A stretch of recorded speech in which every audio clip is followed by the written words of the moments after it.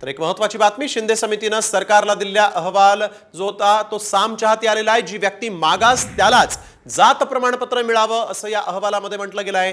कुणबी मराठा, मराठा कुणबी दाखवणं हे समितीचं काम नव्हे असं देखील त्याच्यामध्ये लिहिण्यात आलेलं आहे। समाजाचं मागासलेपण मागासवर्ग आयोगानं दाखवावं असं देखील शिंदे समितीनं म्हटलेलं आहे। सोबतच एक महत्त्वाचं नोंदण इथं आहे, जी व्यक्ती मागास त्यालाच जात प्रमाणपत्र मिळावं असं शिंदे समितीनं म्हटलेलं आहे। शिंदे समिती मराठा आरक्षणासाठी काम करत होती। मराठा आरक्षणासंदर्भात शिंदे समितीनं आपला अहवाल सरकारला दिला होता आणि याच अहवाल जो आहे तो आता साम चाहती आलेला आहे। जी व्यक्ती मागास त्यालाच जात प्रमाणपत्र मिळावं असं शिंदे समितीनं आपल्या अहवालात म्हटलंय।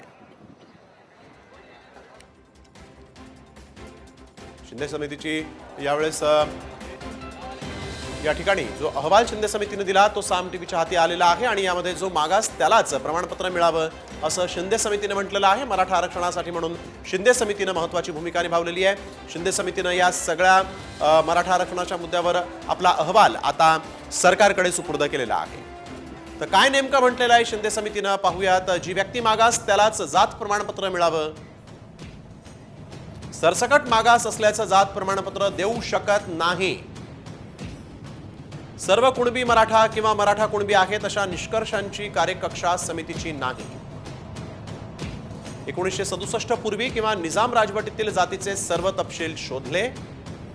तपासलेले सर्व 47 सार्वजनिक दस्तऐवज हे नवे नसून जुनेच पुरावे। 1986 ते ऑक्टोबर 2023 पर्यंत 37-43-500 कुणबी जात प्रमाणपत्रांचं वाटप। ऑक्टोबर 2023 नंतर 45,856 कुणबी जात प्रमाणपत्रांचं वाटप। कुणबी मराठा, मराठा कुणबी असे 54-81-400 नोंदी सापडल्या। निजाम राजवटीच्या 1881च्या नोंदी आढळल्या नाहीत, पण जातीचे तपशील मात्र आहेत। या नोंदी शोधल्यास मराठवाड्यातील कुणबी मराठा, मराठा कुणबी मागास असल्याचा दावा करता येईल। मराठा समाजाचे कुणबी किंवा मागास असं वर्गीकरण करणं समितीच्या कार्यक्षेत्राबाहेर आहे।